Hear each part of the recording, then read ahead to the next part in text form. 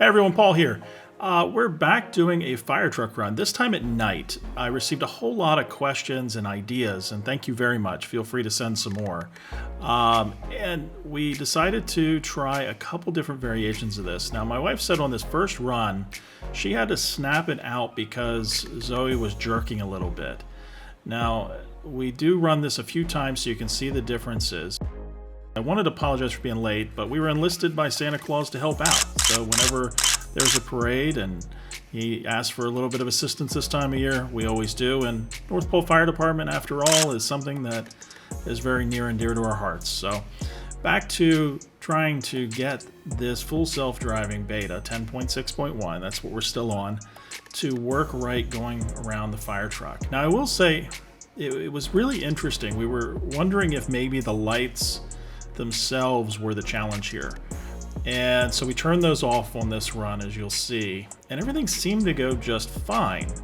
Now the headlights are quite bright, but that shouldn't be a problem. So it didn't seem to have any issues, no jerking around like the first time. So we thought, okay, well, let's go ahead and try this one more time and see if everything will flow smoothly. Now I will say that I'm not as happy that the car tries to go full speed though around the fire truck while the lights are on. Ideally, you'd want to see the person, or in this case the car, slow down significantly. And you can hear that this is a different camera angle. This is from inside the cab. Now, we have it governed at 20 miles an hour on this street because it is a side street and it is at nighttime.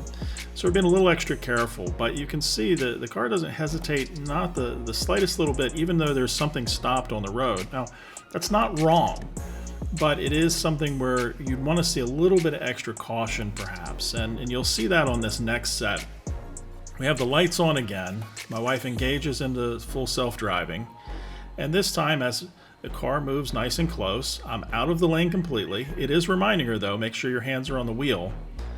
Now this time everything goes pretty smoothly, but doesn't slow down at all. Anytime there are emergency lights, what I would encourage everyone to do is just slow down and take your time. I would have expected the car to slow down maybe to 5-10 miles an hour, creep by the scene, give the person time to react, give the people who were on the scene time to react as well.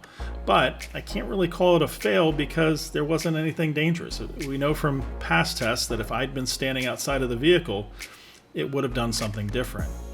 Now here again, you can see the lights are being turned on, car starts to move forward, and everything looks nice and smooth. There is a vehicle coming up behind. That was a person with a horse trailer, so we did get out of the way after this. But you can see car went by without any challenges at all, just everything quite normal. So we wanted to try something else. Someone had an idea of, do we put the car in a position where the fire truck is over the line and see what the car will do in this case. Now, I will say Zoe did something fascinating. I'm blocking a good portion of that lane. Tesla realizes this. The message you see on the screen is folding in the mirrors. The car was going to try and go around. Now, my wife had to snap it out because the bumper itself sticks out far enough that we would have had an impact, and of course that's a no-go. We definitely don't want to have any accidents, but it was pretty fascinating that the car decided, hey, I'm going to just tuck in my mirrors and see if I can fit around this. We both found that to be funny, a little bit scary, but definitely funny at the same time.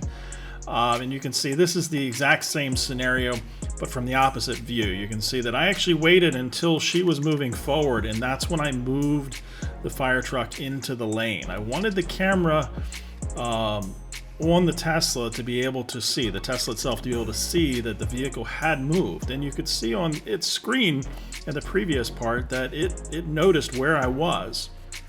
But it still decided, hey, we're going to try and fit, maybe even go a little off-road to do so.